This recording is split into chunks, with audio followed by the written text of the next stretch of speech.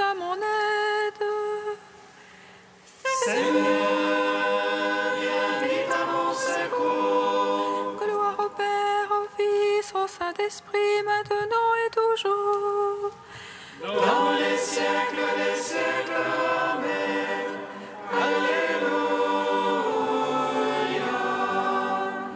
Roi du ciel, consolateur, Esprit de vérité, toi qui es partout présent, toi qui emplis tout, trésor de grâce et donateur de vie, viens et demeure en nous. Purifie-nous de toute souillure et sauve nos âmes. Toi qui es bonté. Roi du ciel, consolateur, esprit de vérité, toi qui es partout présent, toi qui emplis tout, trésor de grâce et donateur de vie, viens et demeure en nous. Purifie-nous de toute souillure et sauve nos âmes.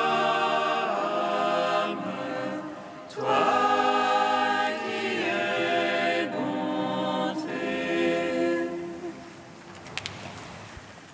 en nativité, Christ notre Dieu, a fait briller dans le monde la lumière de ta gloire. En toi, petit enfant, les bergers ont vu le Dieu avant les siècles. Et les mages ont appris d'une étoile à t'adorer, toi sous le soleil de justice. Ta nativité, Christ notre Dieu, a fait briller dans le monde la lumière de ta gloire. En toi, petit enfant, les bergers ont vu le Dieu avant les siècles. Et les mages ont appris d'une étoile à t'adorer, toi le soleil de justice. Ta nativité, Christ notre Dieu, a fait briller dans le monde la lumière de ta gloire. En toi, petit enfant, les bergers ont vu le Dieu avant les siècles. Et les mages ont appris d'une étoile à t'adorer, toi le soleil de justice. Psaume 118, strophe 1.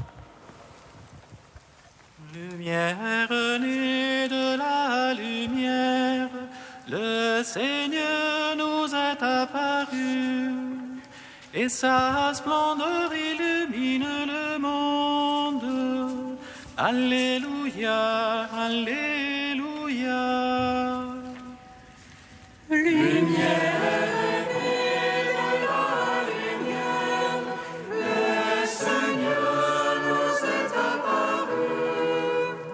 Et sa splendeur illumine le monde. Alléluia, Alléluia. Heureux impeccables dans leur voie, ceux qui marchent dans la loi de Dieu.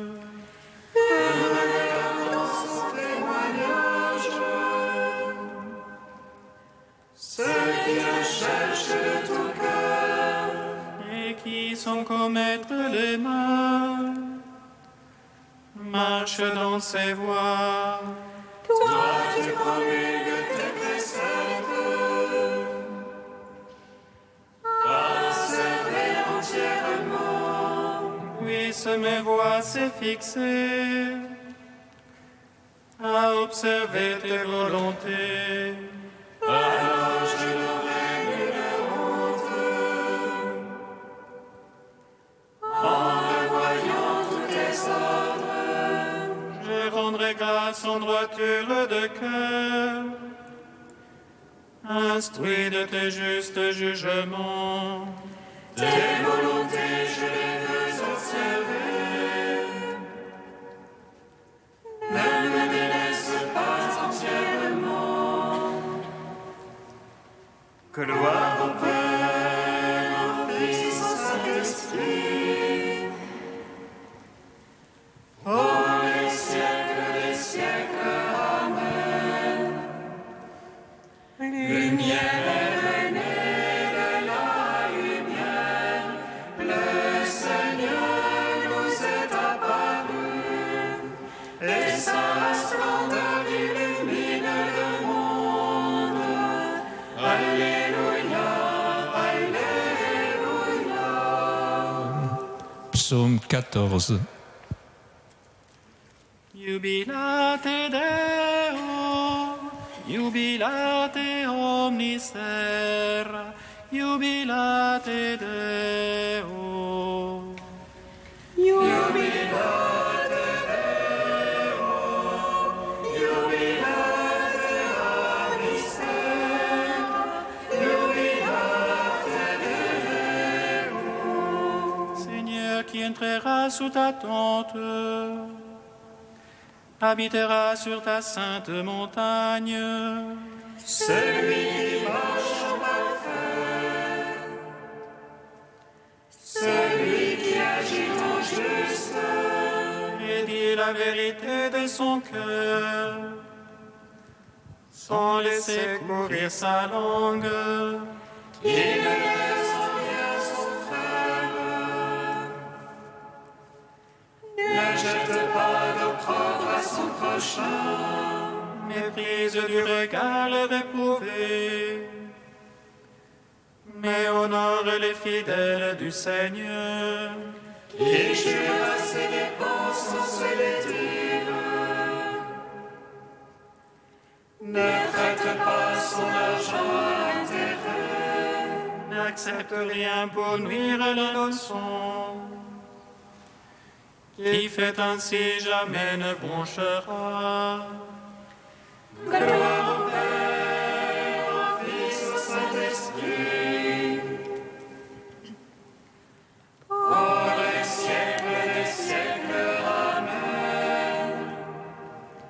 Jubilate Deo, jubilate omnis terra, jubilate Deo. Psaume 15. Garde-moi, ô Dieu, mon refuge en toi. Je dis au Seigneur, c'est toi mon bonheur. C'est bien qu'on tient consacré dans le pays. Ceux qui s'y attachent les couvrent de gloire. Ils multiplient leurs idoles, ils courent après. Jamais je ne mettrai leur nom sur mes lèvres. Seigneur, ma part d'héritage et ma coupe. C'est toi qui garantis mon lot. Le cours d'eau me marque un enclos de délices. Oui, mon domaine est pour moi magnifique. Je bénis le Seigneur qui s'est fait mon conseil.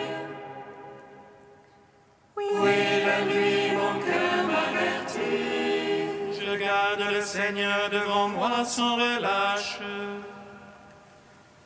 Puisqu'il est à ma droite, je ne puis chanceler. Aussi mon cœur exulte et mes entrailles jubilent.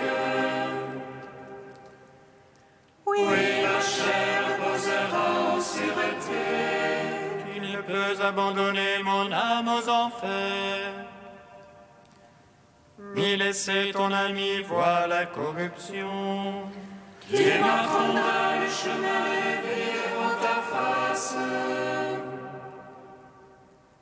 Plénitude de joie à ta droite, délices éternelles.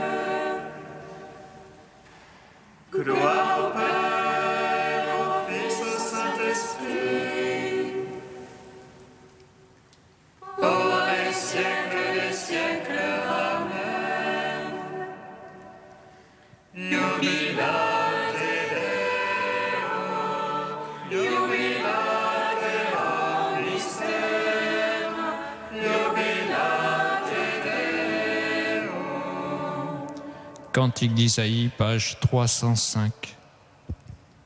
L'Esprit du Seigneur est sur moi, car le Seigneur m'a oint.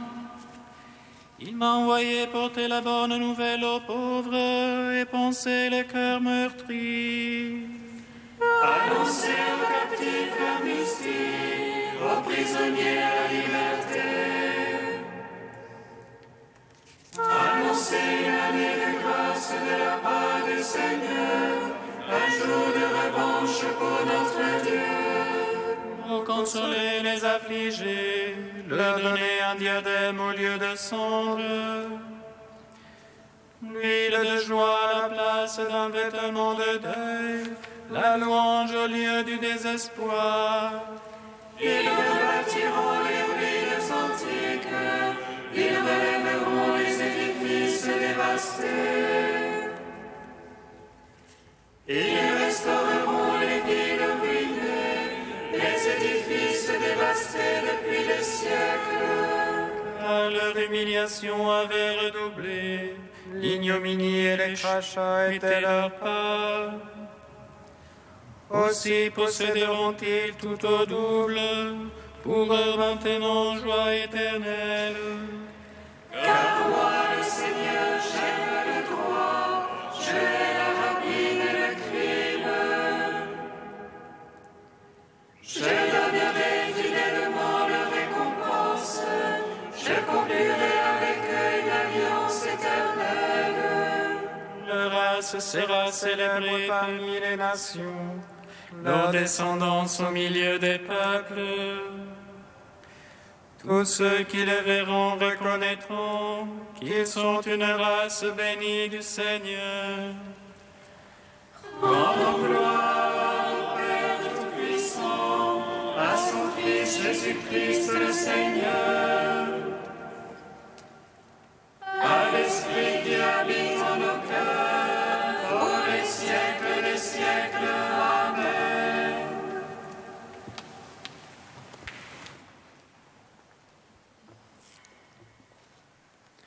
Du Père Jean Corbon, rené dans le nom du Fils. Comment vivre la grande joie annoncée aux bergers et en même temps être solidaire de la souffrance de l'humanité?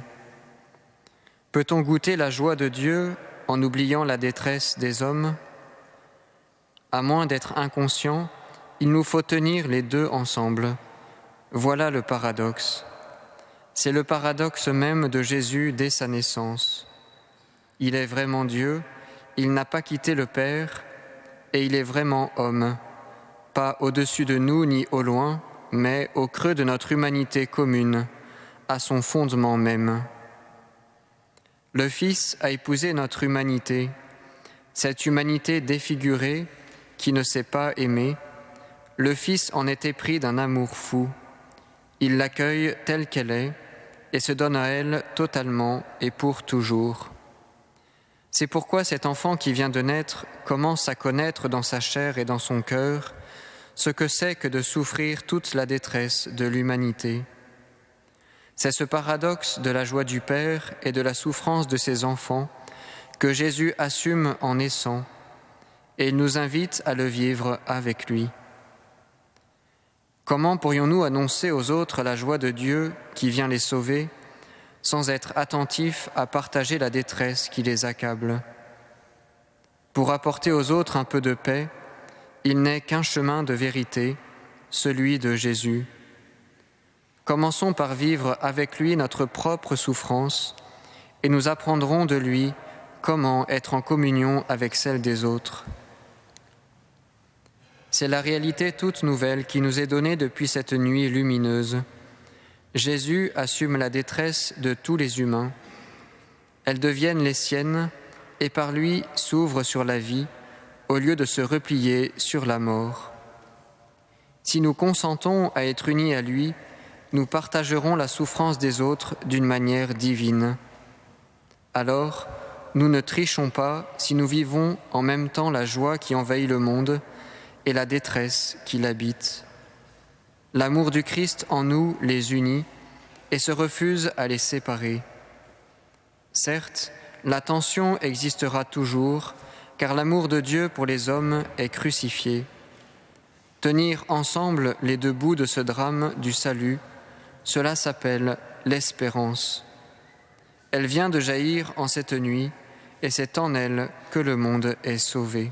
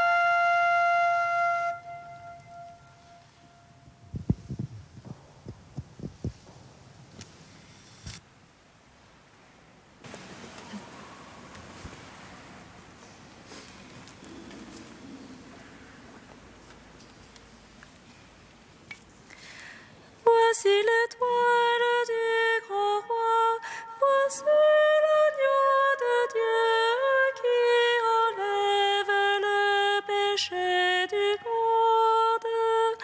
Voici l'époux qui vient, venez à sa rencontre, Alléluia. Voici l'étoile du grand roi, voici l'agneau de Dieu qui enlève le péché du monde. Voici l'époux qui vient, venez à sa rencontre, Alléluia. Seigneur Jésus, reçois mon esprit. Voici l'étoile du grand roi, voici l'agneau de Dieu qui enlève le péché du monde. Voici l'époux qui vient, venez à sa rencontre, Alléluia. Lecture du livre des Actes des Apôtres. En ce jour-là, Étienne, rempli de la grâce et de la puissance de Dieu, accomplissait parmi le peuple des prodiges et des signes éclatants. Intervinrent alors certains gens de la synagogue, dite des affranchis, ainsi que des Cyrénéens et des Alexandrins, et aussi des gens originaires de Cilicie et de la province d'Asie.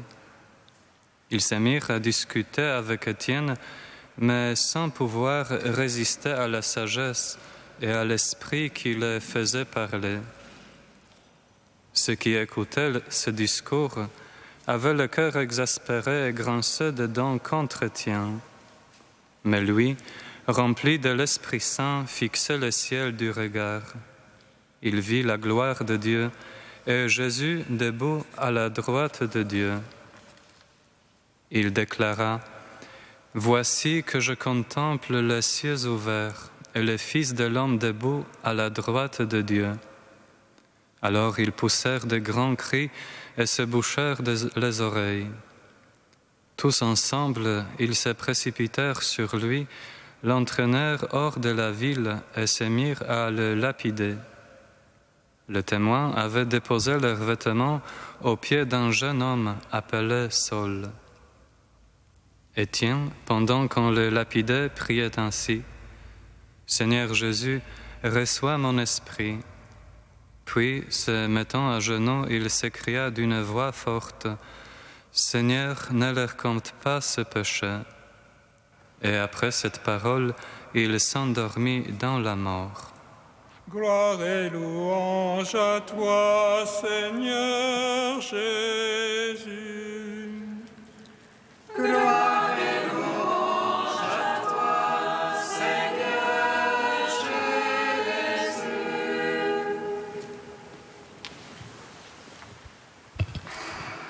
C'est bizarre, n'est-ce pas, cette proximité étrange de la fête de Noël et du jour de Saint-Étienne. Par sa mort violente, ce martyr diacre semble vouloir nous dépouiller de la joie de Noël déjà le lendemain. Y a-t-il une logique, un sens dans ce voisinage liturgique surprenant? Est-ce que c'est par caprice seulement que la liturgie change tout de suite la couleur divine d'or en pourpre rouge de la mort sanglante? Essayons de voir quel est le lien entre la nativité de Jésus et la mort d'Étienne. Précisons notre question. Quoi de commun entre un petit enfant nouveau-né couché dans une mangeoire et un homme adulte couché parmi les pierres qui vient de le tuer? À partir de cette question, nous voyons une parallèle inversée. Le réveil de Dieu parmi les hommes et la dormition de l'homme en Dieu. Dieu se fait homme et l'homme pénètre la gloire de Dieu. La vie vient de naître et la mort vient de mourir. La bataille ineffable de la vie et de la mort, c'est le croisement de ces parallèles, d'où nous sommes écartelés entre deux autres évidences. Autant la naissance de Jésus à Bethléem est déjà un événement pascal, et l'icône de la Nativité l'exprime admirablement, autant le diacre Étienne évoque le souffle frais de la Pentecôte, puisque Luc le présente comme plein de l'Esprit Saint, de la grâce et de la puissance. Les questions qui nous gênaient au début commencent à nous dévoiler progressivement la profondeur impénétrable du mystère de l'incarnation. Devant un tel mystère, un abîme s'ouvre sous nos pieds et un vertige s'abat sur nous. Le fait de la naissance de Jésus et de la mort d'Étienne s'expliquent mutuellement, et elles sont encore plus proches l'une de l'autre que nous ne pouvons le supposer. Ce diacre martyrisé hors de la ville, c'est quelqu'un de plus qu'un simple disciple de celui que nous adorons dans la crèche.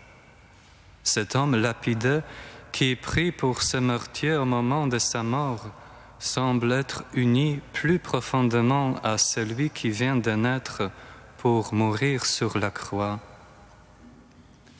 Cette union mystérieuse qui se tient entre eux sera révélée à un jeune témoin de la lapidation d'Étienne. Lors de son voyage, devant les portes de Damas, il entendra « Saul, Saul, pourquoi me persécutes-tu? Pourquoi les pierres que tu jettes sur Étienne, toi aussi, par ton accord, me blessent aussi moi-même? Saul, c'est moi, Jésus, qui suis né dans le cœur de mon serviteur Étienne. De même, je désire autant naître dans ton cœur. »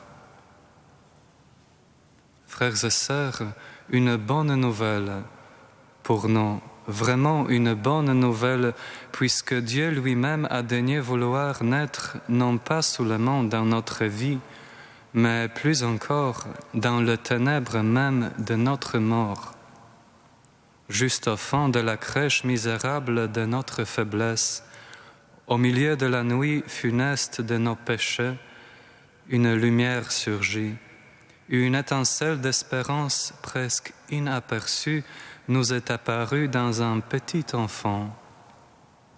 Enseigné par le sourire de cet enfant et par l'exemple de saint Étienne, le diacre fidèle qui se tient toujours derrière son maître, dans la vie, dans la mort et même dans sa fête liturgique, suivant Jésus qui vient de naître en nos cœurs, déjà dans la pure lumière de sa résurrection.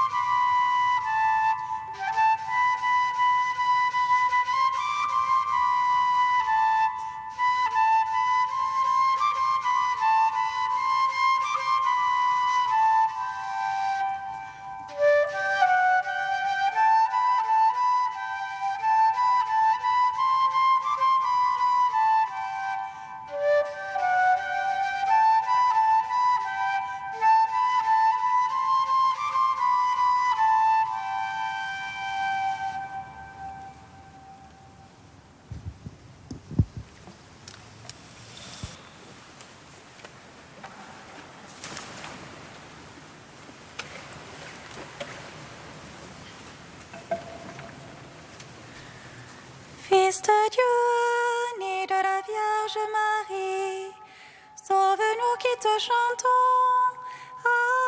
Alléluia. Fils de Dieu, né de la Vierge Marie, sauve-nous qui te chantons.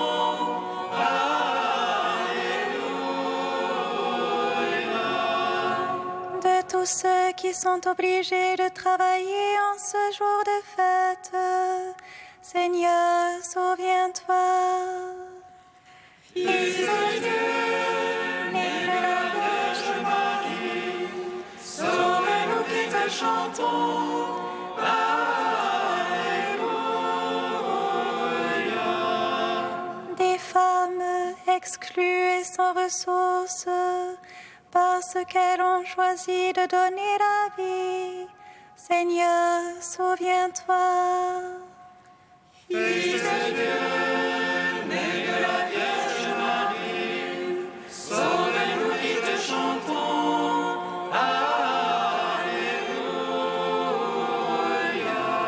Des chrétiens persécutés et torturés à cause de leur foi, Seigneur, souviens-toi. Fils de Dieu, né de la Vierge Marie, sauve-nous qui te chantons. Alléluia.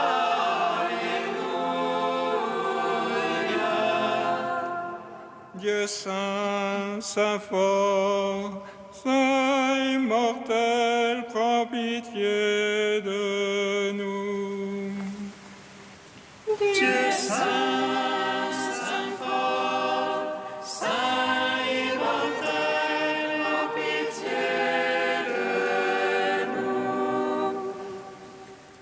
Dieu saint, saint fort, saint immortel, prends pitié de nous.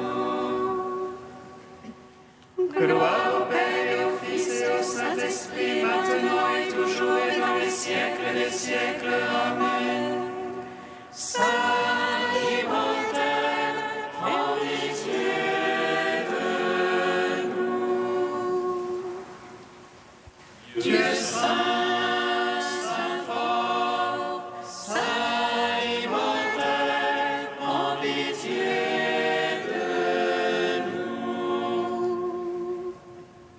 Unis dans le même esprit, nous pouvons dire avec confiance la prière que nous avons reçue du Sauveur. Notre Père qui es aux cieux, que ton nom soit sanctifié, que ton règne vienne, que ta volonté soit faite sur la terre comme au ciel. Donne-nous aujourd'hui notre pain de ce jour. Pardonne-nous nos offenses, comme nous pardonnons aussi à ceux qui nous ont offensés. Et ne nous soumets pas à la tentation, mais délivre-nous du mal. Apprends-nous, Seigneur, l'amour de nos ennemis, à l'exemple de saint Étienne, le premier de tes martyrs, lui qui sut implorer le pardon pour ses propres bourreaux. Par Jésus-Christ, ton Fils, notre Seigneur et notre Dieu, qui règne avec toi et le Saint-Esprit maintenant et pour les siècles des siècles. Bénissons le Seigneur.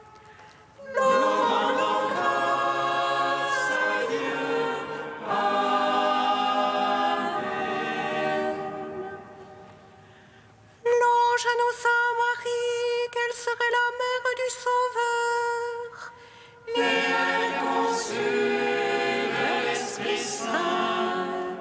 Réjouis-toi, Marie, pleine de grâce, le Seigneur est avec toi. Tu es bénie entre les femmes, et Jésus, le fruit de ton sein, est béni. Voici la servante du Seigneur. Qu'il me soit fait selon ta parole. Réjouis-toi, Marie, pleine de grâce, le Seigneur est avec toi. Tu es bénie entre les femmes, et Jésus, le fruit de ton sein, est béni.